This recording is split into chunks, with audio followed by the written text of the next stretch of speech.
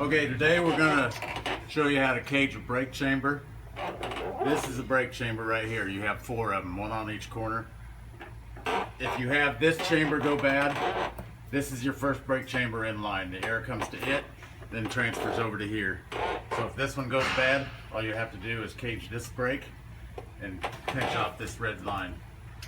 And as the air travels over here, you're gonna get, so you'll have no air coming to this chamber after you pinch that line off, so you'll just cage this brake also. We'll go through it real quick. It's a pretty simple process. You need a pair of vice grips and a 3/4 inch wrench. Down here, every brake chamber has one. If you find the chamber that you need to cage is not accessible or missing or whatever, you can go to any one of the brake chambers on your tractor or trailer. 3/4 inch wrench takes them off.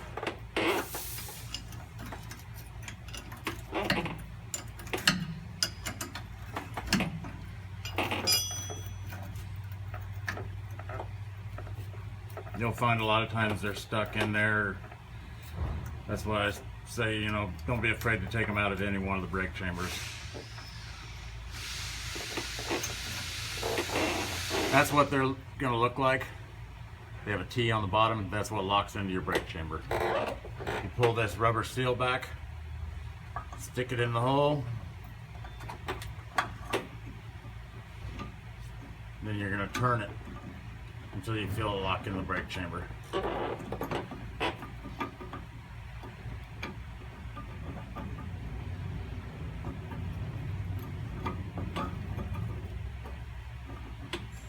And this is exactly how it'll go. It's hard to find it. You'll get mad, throw it before it's all over, but just get another one and start over. Okay, now that that's gone into the hole, you turn it to the right to lock it in. See, it won't pull out. Put your washer and your nut back on.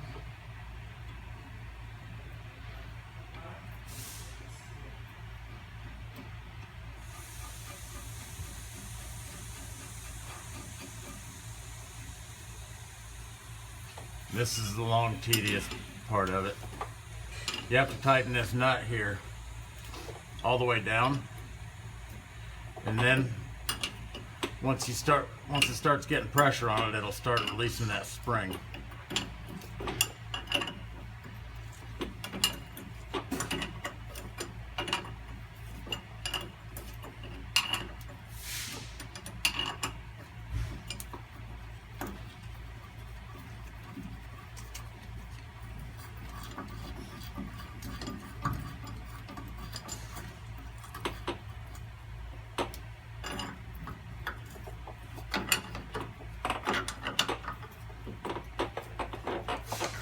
It's pretty hard going, so you always want to use the 3/4 inch wrench on this. Don't try to use a pair of vice grips or channel locks or anything like that. You'll slip off and hurt yourself.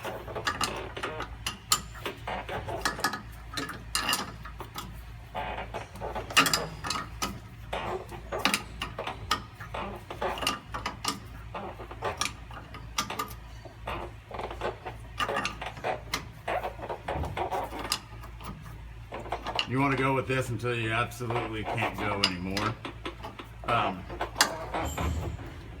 You can look inside of your brake drum and be able to tell if your brake's released.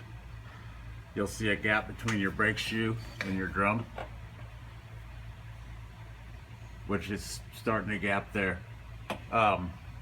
It's very important whenever you work on a brake chamber. We'll just throw this in. Never touch this clamp right here, that bolt, and there's a matching bolt to it on the other side. If you take those out, this brake chamber will come apart, and it has a large spring in it. So don't ever touch those 2 bolts. This is all you need to worry about when you're caging a brake.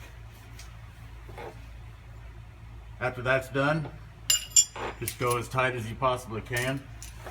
Then you're going to come over here to this red airline here. You would cut these 2 zip ties or just anywhere you can get to it. We'll say we go up here. And you want to take your vice grips, pinch it off, and then I like to take a roll of duct tape or electrical tape or anything and go all the way around this whole thing.